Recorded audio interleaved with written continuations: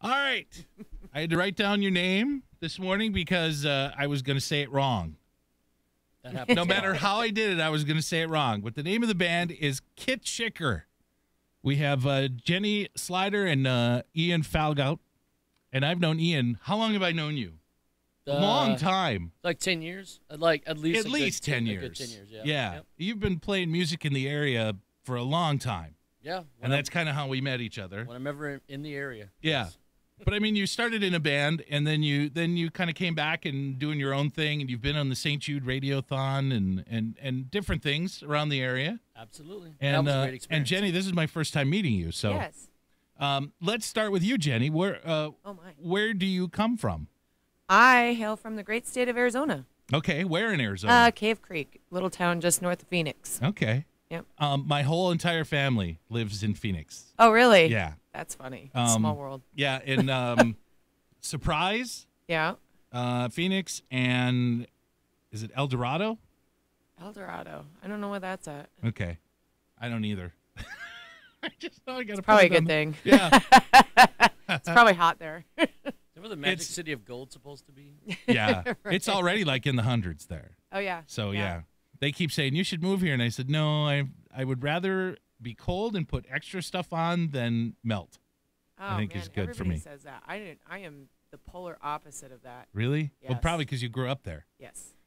So then what brought you into music? What was there somebody that said that you admired that you wanted to be like, or was it somebody in the family that handed you a guitar and said, here you go? I just kind of grew up. My grandmother was really big into music and had a lot of musician friends that would come over.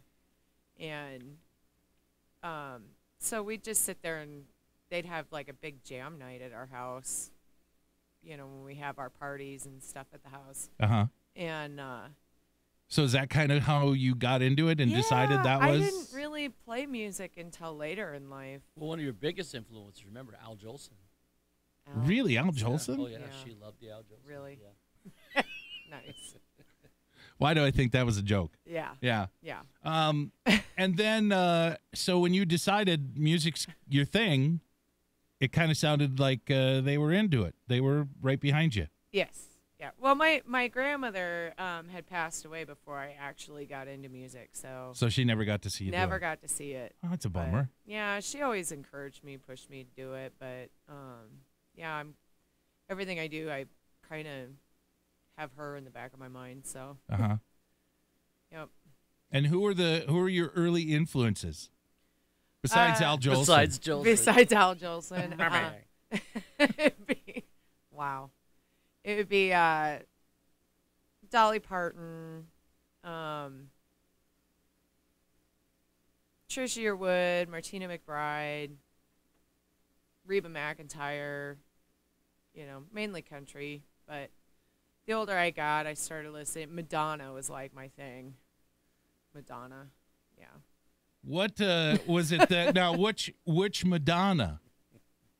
Oh, 1980s Madonna, of So course. before she had a British accent, Yeah. Madonna. Did you notice that? Exactly. Yeah, All of a for a sudden, while there. Madonna just. Well, but she I'm was married so to the proud British. to She be was married here. to the British guy, though. Well, yeah? she lived in London or Yeah. wherever out there somewhere for a while. Yep. So you pick up an accent. I would I think picked if up the you're northern married to a accent. British guy, you're going to pick up the accent. Yeah. Okay, and then so then how did you guys meet? How did this guy come along? Well, we met in a band that we were playing in. Where was that band? Was in it Wisconsin. in Oh, Wisconsin? Yeah, based out of What brought you up Wisconsin. to Wow. Wisconsin? The cheese? Oh, ex-husband. Very Okay. bad decisions. Okay. Sorry. So you were married and you came up then? Yes. Okay. All right. And then you guys met in Wisconsin and were playing in a band together. Yes. Mhm. Okay. Yep. And what kind of stuff was it? Just variety. Country, variety. mainly country Yeah. variety, but yeah. Okay. And now let's go over to Ian. Mhm. What first got you into music? Oh, I was the little kid who was always the center of attention and taking over the room and Shocker. playing pots and pans in the cupboards. Okay. Yeah, and so my nickname for a long time was Bam Bam. Did you? I know you're a drummer. Did you start on drums, or did you start on another instrument? All drums, probably singing as long as or longer than actually playing drums. Okay. Started in 3rd grade at the school band, and then did it all the way through. So, and who were your early influences? Al Jolson. Animal from the Muppets. Al Jolson. I think Animal from the Muppets. Animal was my from the very Muppets. first, influence. To beat things. Yeah. Woman. He still does that. It's still pretty much. How can you not? I mean, really, Yeah. Animal is the patron saint of drummers. Yeah. Really. Right. I mean, Yeah. if you think about it. Of just life, really, in general. Yeah. Food, woman, bang. Yeah. All right. So Animal, because everybody knows he has so many hits. Yeah. Yes. Yeah. And it doesn't have to be drummers. I mean, really. No, I liked. You go back to John Bonham, Zeppelin, and Okay. there was a band called LaRue. It's out of Louisiana. Yeah, I know And, LaRue. Oh man. Yeah. Is it Love Dave Peters and Louisiana Leon Woman or Matica. something like that? New Orleans Ladies. New Orleans Ladies. Yeah. That's it. Yeah. And I used to work in Baton Rouge on the radio. Yep. And people were requesting that, and the person that set up the radio station was from here.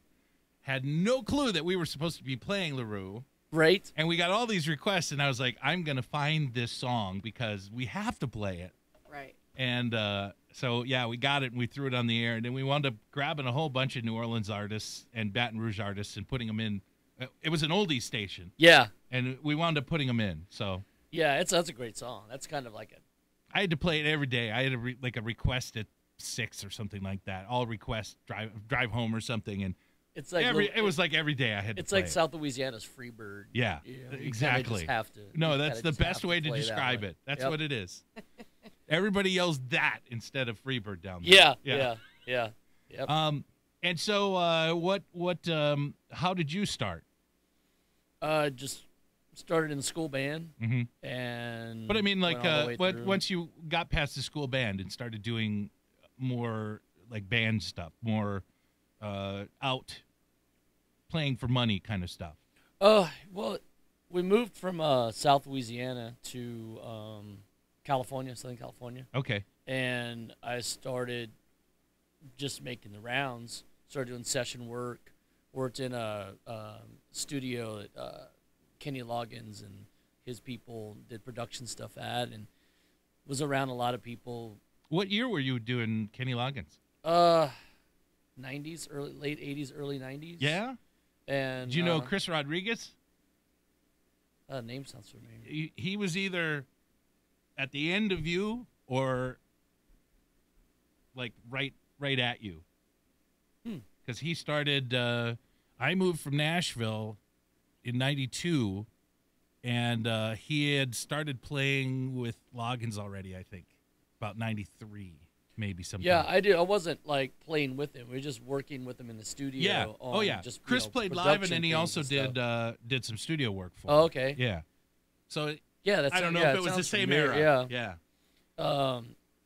And just having the different guys like Jim Messina was out there as well. Yeah. And I was doing demos at his. He had his own studio. He wasn't really playing that much anymore, but he do a little bit of production, and he just ran a commercial recording studio.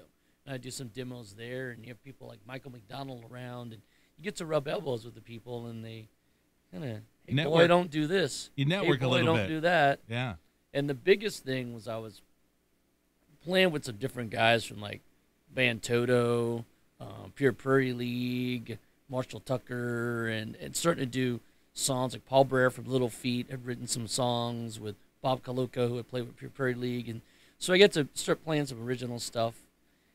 And I was more of a rock guy. I do all the stuff all the Right. time. And I do that like in a Did you ever- 2-beat country song. Did you ever play the Simmons drums? Yes, I have Okay. played. All Yeah, right, you are true 80s then. yeah, All right. Yeah, I have played the Simmons, and they're not very good on the shock on the hands at all. That's for No, sure. no. They're horrible. It's like beating a piece of PVC pipe for like 20 minutes is what it's like. So now you've done some stuff in California. What brought you to the area? Because we gotta get you to the point where you hook up with her in a band now. I What had brought you here? I had been touring a lot from doing a lot of session work in LA. But Mhm. once you hit the road, you kind of have to stay on the road. So once you come back, you have to reestablish yourself in, and that's tough to do. Everyone's on the Rolodex, and there's great players. Yeah. So hit the road, stayed out on the road. I was with a band from England. That was fun. And then I came back, and I had two choices. I was going to play a show with and possibly get on with Daniel Powder. Okay. And it was a one-off show in Hollywood. You already had the video, you already had the album release, but it was for the touring. And it was good money for one show, which could possibly be that I joined the tour, or a good year of solid work. So I took the solid work, Right. and that was with Because you're a smart musician. Right, yep. Yeah. and that was with a guy out of Cincinnati, Thomas Michael, who came around in this area. Yep. And Made quite a name for himself. Yeah. Yeah. And before we did a tour, we would stop off and play at Old Shooters in Superior. Yep. And that was our practice and get everything going. Yeah. And then we'd take our run. And that's, then that's before when we I met you. Yeah. Then. Yep. So, all right. and we'd stop at Shooters again Yeah. before we went back. And of course, we were on the morning show back in the day with Yep. you guys, Yep. and a And lot then, of liver so then you damage. left that group and wound up being in a group with Jenny. After a while, yes. Okay. Yeah, I And was then filling in with another bands around because everyone knows each other. Right. So you start filling in, and Yeah. you know everyone. Yeah, So then, how long were you in that band before you guys decided, okay, we're going to do our thing? about a year. Yeah. Yeah, it's about a year. Then I started playing more guitar. I've been writing over the last few years, Okay. and I learned how to play my guitar. yeah, that helps. Yeah. And how long have you guys been Kit Shicker? 3 years? About 3 years or so. Okay. Yeah. Yep. And so far, you guys seem to be doing well because I follow you online and I see that you guys are playing quite often. Yeah. And you come up to this area every once in a while, and we always seem to miss each other. I think this is the first time we've been able to hook up. Yeah, it popped through for like 3 days. Yeah. Which is the only 3 days that you've been able to like leave the state. Yeah. No, look, when you guys came through before, I had station stuff. My son had dance stuff. I mean, I was packed. Wow. And it was one of those things where like I do my show and then I got to head out of here. Yeah, exactly. So, yeah. All right. So let's, most people, if they don't know who you are and what you do, how would you describe your stuff? Oh. Ooh. That's tough because well, I guess it would be more like we don't do all the same crap that everybody else does. Okay. Yeah, when it comes down to doing, No, I know exactly what you're saying. When you know? go to see a band around here, there's usually 3 songs you got to play. Yeah. If you don't know Copperhead Road or Leonard Skinner or what's the Right. third one? Tennessee Fishing in the dark. Whiskey. Fishing in the dark. Tennessee whiskey And is Tennessee one that whiskey. gets thrown out there. People All right. go, it's like That's I can everywhere. sing it, we can play it, but just go out to your car and put the radio on, and you're gonna Yeah. hear it. So 5 times. yeah.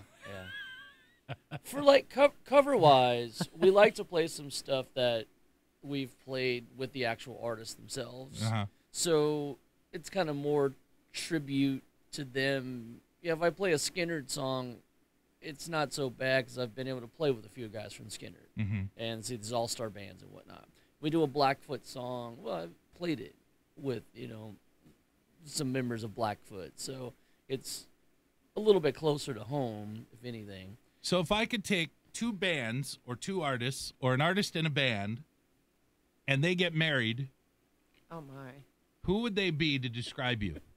That is rough. That's a tricky one. I know that's a tricky question. But usually when I get, when it's a duo like this, one person picks something that they are like and the other person picks something they are like, and that's kind of how you figure it out. I stumped them. I don't know. It's like Donnie and Marie meets. Yeah. Donnie and Marie meets Caffeine. Weird Al Yankovic, I think. That's pretty good. Wow. That's pretty good. I'm usually the wacky one. Because we're idiots. Yeah. Yeah. It's like, I'm a little bit country. Well, with the original stuff, it's because we're working on a full original release, and it's all very, very vocal based. Lots of harmonies. We share lead vocals, and we like it to be rootsy and have a little bit of Louisiana, a little bit of country, without it being hokey. Have it high energy, but not be like the overproduced cookie cutter modern country that's been out over the last few years. So Jenny, since he's got the Louisiana sound, what is the Arizona sound? You know, I've been trying to figure that out because I kind of realized over the years that Arizona doesn't have its own sound. It does. Actually, it goes. Actually, it does. Does it? Oh yeah. They have the Museum of Musical Instruments. Oh. In Phoenix. Really? And yeah, they do. The Gin Blossoms are from there. Yeah. Linda Ronstadt is from there. Yeah. So. I mean, I don't know. I guess we're just kind of a mutt area. Right. You know what I mean? Right. We're kind of a mashup of everything. I grew up listening to a lot of different kinds of music.